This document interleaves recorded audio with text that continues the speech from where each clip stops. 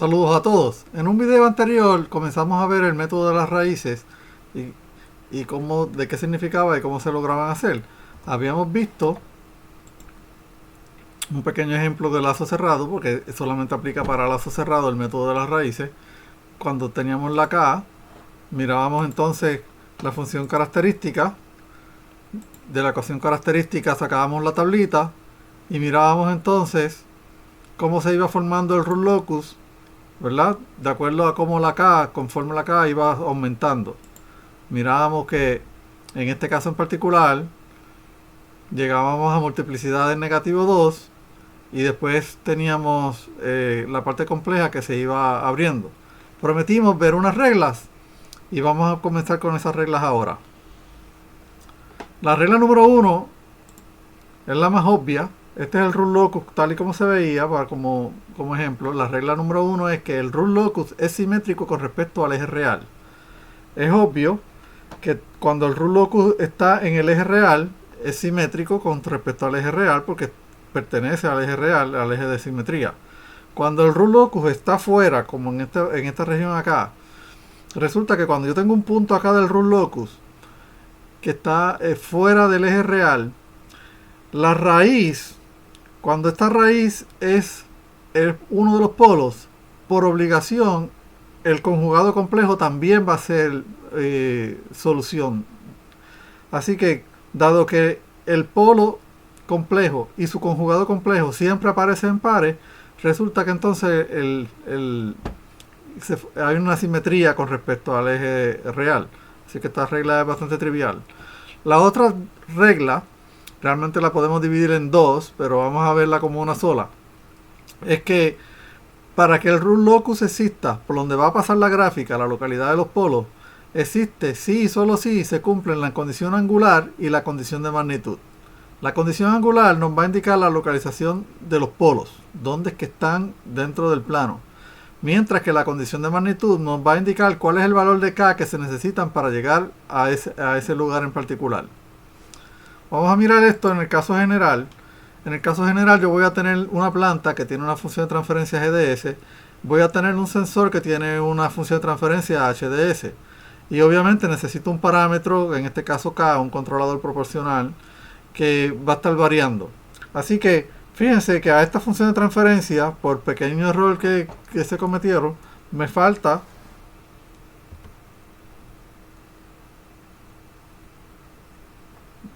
la K. Así que aquí va una K, allí va una K. El paso directo es K, GDS, y la ganancia de los lazos es 1 menos más, porque va a quedar positivo, K, GDS, HDS. Entonces,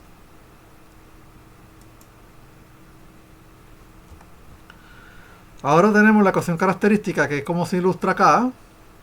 ¿Está bien? Igual a 0.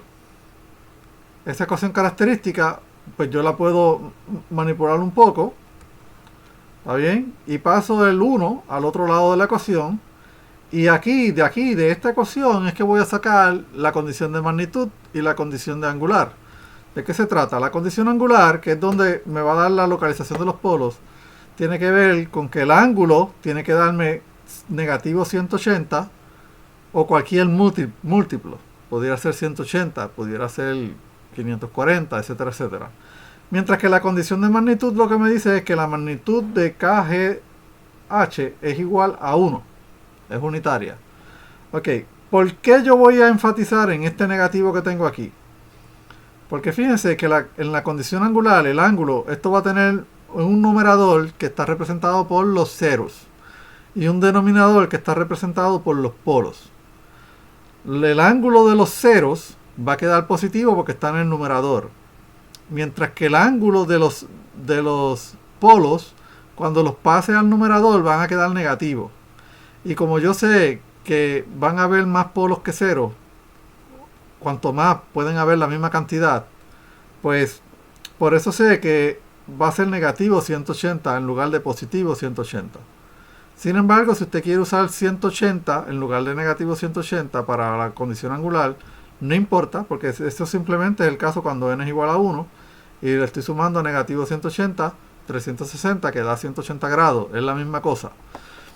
También quiero hacerle énfasis que para el rule locus la K siempre es positiva, va desde 0 hasta infinito. Y por lo tanto el ángulo de la K siempre va a ser 0 porque es un valor positivo. Si hubiese sido negativo, hubiese sido un valor de 180 grados, pero no lo es. La K siempre es positiva. Así que muchos libros de texto obvian este valor de K. ¿Ok? Y simplemente me hablan del ángulo de G por H. Mientras que en la condición de magnitud, la K puede coger un valor positivo entre 0 a infinito y por lo tanto va a afectar cuál es la magnitud que va a tener el G y el H. Así que en este caso, en la condición de magnitud, sí tiene que estar presente la K. Y por eso mayormente pues yo incluyo la K en el ángulo para que no se olviden de que la K tiene que estar incluida en ambos lados. Ok, vamos a ver un pequeño ejemplo de qué se trata esto. Bueno, este ejemplo ya lo vimos y lo aplicamos como lo haría una computadora. Vamos a ver cómo lo vemos aplicando la regla número 2. Nosotros vamos a coger aquí, vamos a poner nuestro sistema, vamos a poner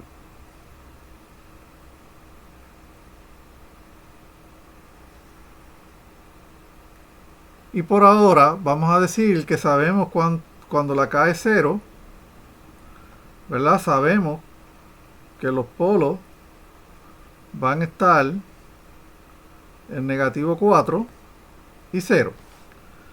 Estos son los polos, fíjense, que no es casualidad, lo vamos a ver en otra regla. Cuando la K es igual a 0, prácticamente las raíces están en 0 y en negativo 4, que son precisamente las raíces del sistema de lazo abierto, ¿verdad? O del paso directo que tenemos acá arriba. En este caso, pues, no tenemos una H, pero si tuviéramos una H, vamos a ver en otra regla que también habría que incluir los polos del sensor. Pero por ahora tenemos que cuando la K es igual a 0, como vimos en el ejemplo anterior, las raíces son 0 y negativo 4. Y a partir de esto nosotros vamos a mirar, vamos a tomar entonces un punto de prueba.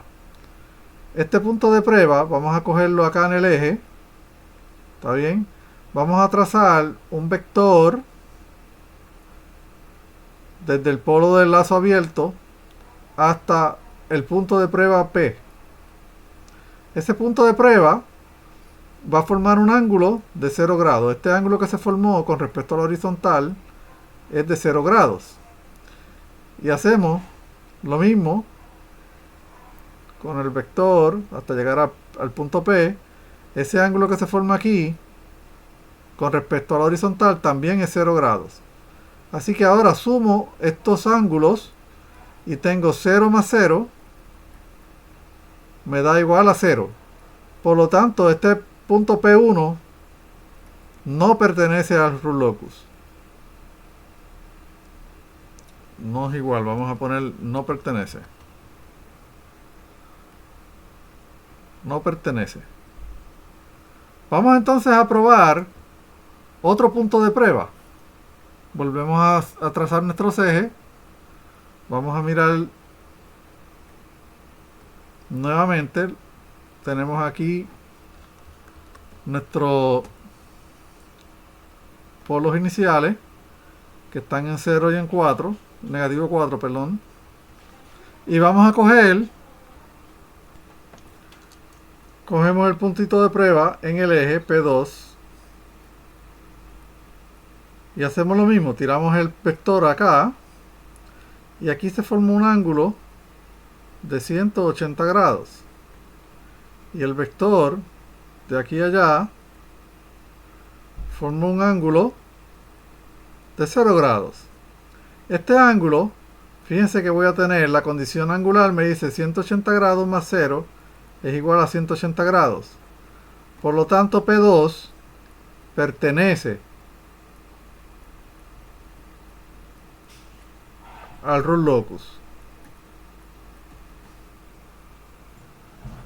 Vamos a mirar entonces cómo se vería nuestra condición angular en métodos cuantitativos, ¿verdad? En métodos numéricos. Agarramos Esta ecuación, que es la G, ¿verdad? Tenemos que calcular el ángulo de K, que sabemos que la contribución va a ser 0, por 1 sobre S más 4 por S. Evaluado cuando S es igual a un número cualquiera que haya en el medio de entre 0 y 4, porque todos los puntos P representativos, el P2, lo que está representando es un punto entre medio de 0 y 4, digamos negativo 2. Por dar un ejemplo sencillo, pues cuando yo hago eso, fíjense que lo que voy a obtener es el ángulo de K, ya no, la K es positivo, así que no importa. Yo voy a poner el ángulo de donde quiera que haya una S, voy a poner negativo 2. Tengo negativo 2 más 4 por negativo 2. Y este número me va a dar un número negativo porque este de acá me da positivo, pero multiplicado por un negativo me da negativo. Y por lo tanto este ángulo es 180 grados, que es lo mismo que me dio mirándolo de forma gráfica. Así que cualquiera de las dos formas es válida. Vamos entonces a mirar un tercer punto de prueba. Y usted dice, bueno, pero no, me estoy tardando mucho. Sí, me estoy tardando mucho porque es la primera vez que lo estamos haciendo. Pero vamos a ver que esto va a quedar bastante natural una vez dominemos el método. Tenemos entonces acá el polo en 0 y menos 4.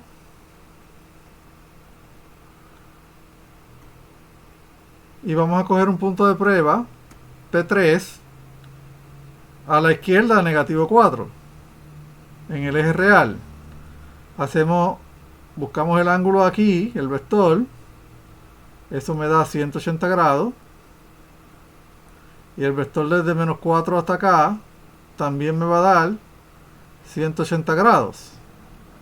180 grados más 180 grados me va a dar 360. Y por lo tanto, P3 no pertenece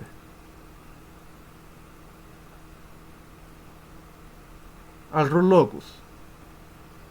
Terminamos con el eje. Ya tuvimos todas las representaciones con el eje. Vamos entonces a mirar si existe el rule locus fuera del eje. Vamos a ver qué encontramos. Añadimos una página aquí. Y añadimos entonces nuestro otro eje para la prueba. Ok.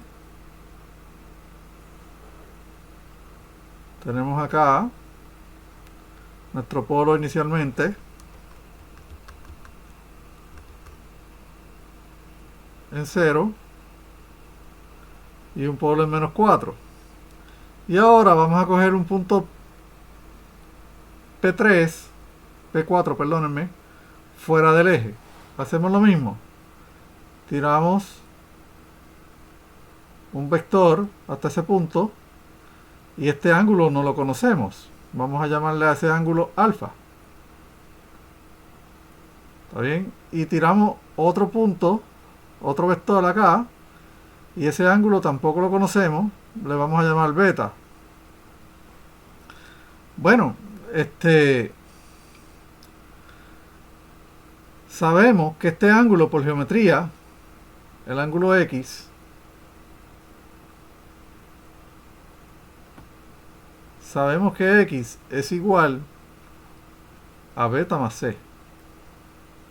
¿Está bien? Por geometría, porque alfa más C es igual a 180 y alfa más X es igual a 180 y X más C más beta también es igual a 180. Por lo tanto, cuando uno despeja, me da que la X es igual a la suma de estos dos. Entonces, de la misma manera, sabemos entonces que yo quiero que X es igual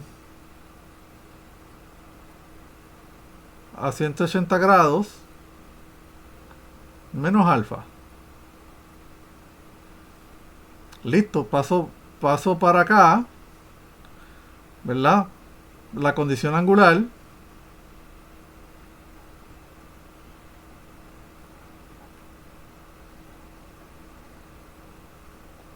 requiere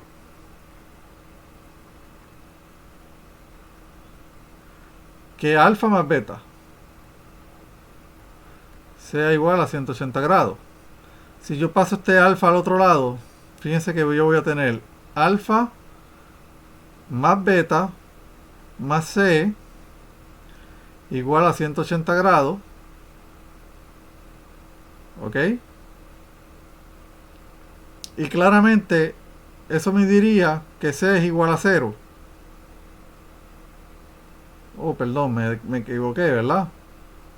Bueno, sabemos que alfa más beta no puede ser, ¿verdad? Alfa más beta me va a dar 180. O sea, alfa más beta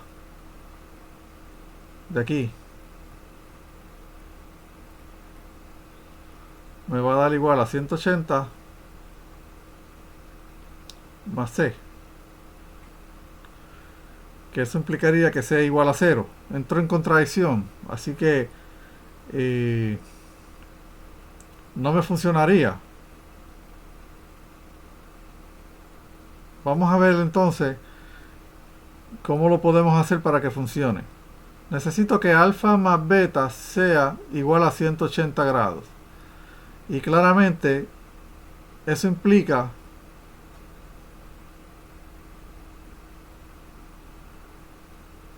que beta es igual a x. Cuando beta es igual a x, tenemos que la c, perdónenme, que el punto P4 pertenece a la mediatriz. ¿Cómo? Beta es igual a x, P4 pertenece a la mediatriz.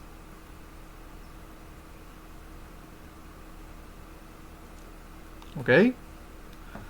Así que finalmente tenemos,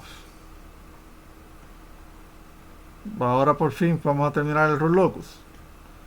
Tenemos la parte real, la parte imaginaria, tenemos el negativo 4, en la mediatriz sabemos que va por negativo 2 y sabemos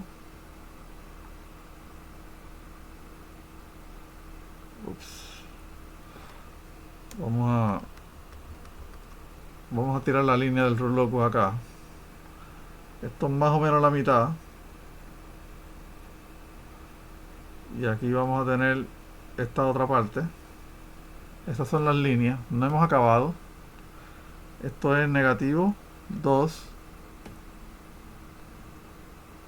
¿Está bien? Y algo que la computadora no me va a dar es que yo puedo poner aquí ahora la dirección. Mis polos se están moviendo en esta dirección según la K van aumentando. Este polo se va a ir moviendo en esa dirección de acuerdo a cómo va aumentando. Y según la K va aumentando, me voy a mover, me voy a ir alejando del eje. Así que fíjense que este rule locus no solamente me dice por dónde va pasando las raíces, sino que también me va diciendo cómo se van moviendo las raíces, que es precisamente lo que me había dado la computadora. Naturalmente, yo hice los puntos de prueba muy lento, ¿verdad? Pero si usted tiene un poquito de base geométrica, usted puede hacer esta gráfica, puede haber llegado a esta conclusión de forma rápida. Veamos otro último ejemplo para mirar este otro caso interesante, que nos va a abrir paso para las próximas reglas que vamos a estar mirando. Vamos a suponer, el ejemplo 2, que queremos hacer el rule locus del siguiente sistema.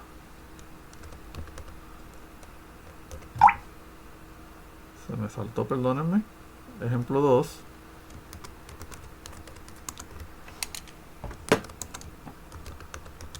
Hacer el rule locus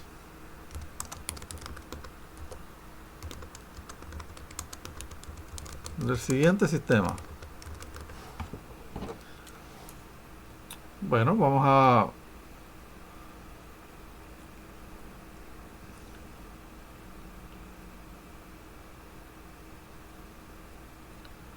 buscar un sistema acá.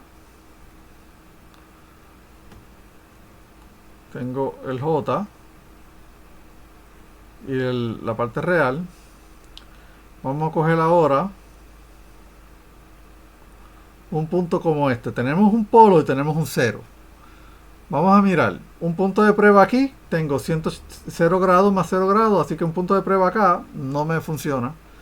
Un punto de prueba entre medio de esto voy a tener 180 menos 180. O sea, sería 180 menos... perdón, menos 0. 180 menos 0 me da 180. Así que, en efecto, entre medio del 0 y la X, ¿verdad? Y el polo, existe el rule locus. Y un punto de prueba en esta región de acá, sería 180 menos 180 me da 0 grados, o 360 como usted lo quiera ver. Así que en el eje real tampoco acá tenemos rule locus. Solamente en esta parte del eje real existe entre medio del el polo y el 0. Y ahora podemos mirar un punto de prueba cualquiera.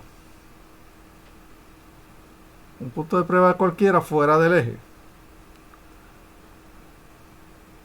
Ah, pero miren lo que sucedió aquí. Cuando yo hago eso, lo voy a hacer en rojo para que lo veamos.